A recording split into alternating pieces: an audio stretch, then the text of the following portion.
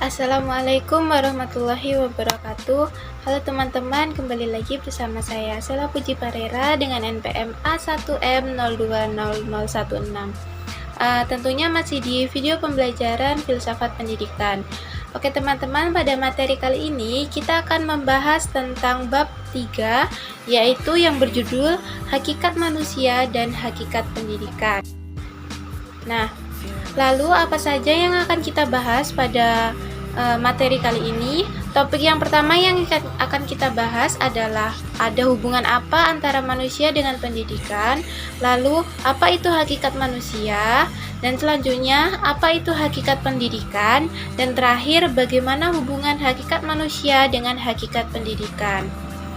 Oke teman-teman, pada topik pertama kita akan membahas terlebih dahulu ada hubungan apa antara manusia dengan pendidikan. Nah, hakikat manusia ditinjau dari sifat-sifat hakiki yang menjadi karakteristik manusia yang membedakannya dari makhluk hidup lainnya, sehingga dapat dilaksanakan strategi yang tepat dalam pendidikan. Sasaran pendidikan adalah manusia yang mengandung banyak aspek dan sifatnya sangat kompleks. Karena sangat kompleks tersebut, tidak ada satu batasan yang bisa menjelaskan hakikat pendidikan secara lengkap. Nah, selanjutnya, pendidikan adalah suatu proses interaksi manusiawi antara pendidik dengan subjek didik untuk mencapai tujuan pendidikan. Nah, proses itu terus berlangsung dalam lingkungan tertentu dengan menggunakan bermacam-macam tindakan yang disebut sebagai alat pendidikan. Nah, untuk itu manusia harus mampu mengembangkan dan mengelola hidupnya dengan baik agar manusia itu akan menjadi manusia yang berpendidikan dan dapat mewujudkan perkembangan dunia baik dalam bidang iptek maupun iptak di dalam kehidupannya. Selanjutnya, materi yang kedua kita akan membahas tentang apa itu hakikat manusia. Populer dengan istilah definisi atau tafsir dalam tahun 2000, hakikat manusia secara terminologis adalah realitas manusia secara objektif, manusia secara kenyataan yang sebenarnya, bukan semu, temporer, atau kondisi yang labil. Hakikat manusia dimaksudkan pada realitas manusia secara definitif, sebagaimana diisyaratkan oleh kategori pengertian umum dari Socrates. Pandangan tentang hakikat manusia tersebut akan memunculkan bagaimana posisi dan eksistensi dari potensi manusia itu sendiri. Di samping interaksinya dengan faktor lingkungan, keterkaitan dengan lingkungan dikarenakan adanya hakikat. Next, kita akan membahas topik tentang apa itu hakikat pendidikan. Yang pertama, kita akan membahas terlebih dahulu pengertian dari pendidikan. Nah, secara sasaran pendidikan adalah manusia yang mengandung banyak aspek dan sifatnya sangat kompleks. Nah, tujuan dari pendidikan sendiri dengan berbasis kepada kemanusiaan manusia, tujuan pendidikan mengacu kepada tujuan kehidupan manusia yang tidak lain adalah kebahagiaan hidup dunia dan akhirat. Nah, dapat dilihat dalam bagan di samping bahwa tujuan dari pendidikan yaitu terdiri dari tujuan umum pendidikan dan tujuan khusus pendidikan.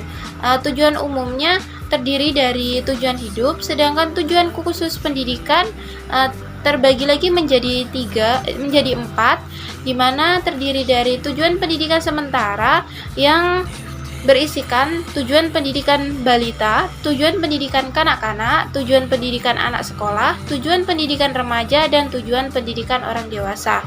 Selanjutnya yang kedua yaitu tujuan pendidikan tak lengkap yang berisikan tujuan pendidikan jasmani, tujuan pendidikan kognitif, tujuan pendidikan efektif, dan tujuan pendidikan keterampilan.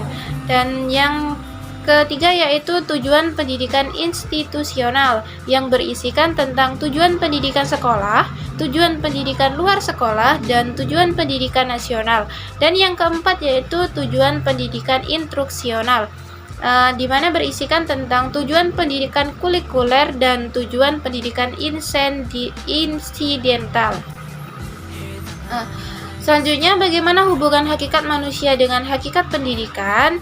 Nah, manusia butuh pendidikan dalam kehidupan untuk menumbuh kembangkan potensi-potensi yang ada dalam dirinya. Disebutkan pada Al-Yasar tahun 2011 dan memanusiakan kemanusiaan manusia. Menurut Prayitno pada tahun 2011. Nah, wadah pengembangan potensi-potensi tersebut adalah pendidikan. Sedangkan tujuan pendidikan adalah suatu kondisi yang hendak dicapai oleh seseorang. Orang atau individu yang hendak mencapai pendidikan disebut sebagai peserta didik. Nah, orang yang memfasilitasi pencapaian tujuan oleh peserta didik disebut dengan pendidik. Hubungan dan aktivitas yang terjadi di antara peserta didik dan pendidik untuk mencapai tujuan pendidikan disebut dengan proses pembelajaran. Nah, di antara pandangan tentang hakikat manusia yang mempengaruhi pendidikan dan pembelajaran adalah pandangan humanistik dan behavioristik.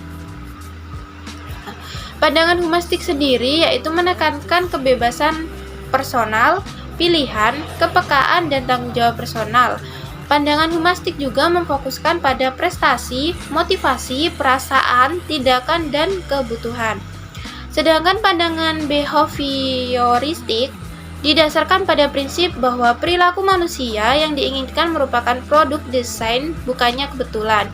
Menurut paham ini, manusia memiliki suatu keinginan yang bebas.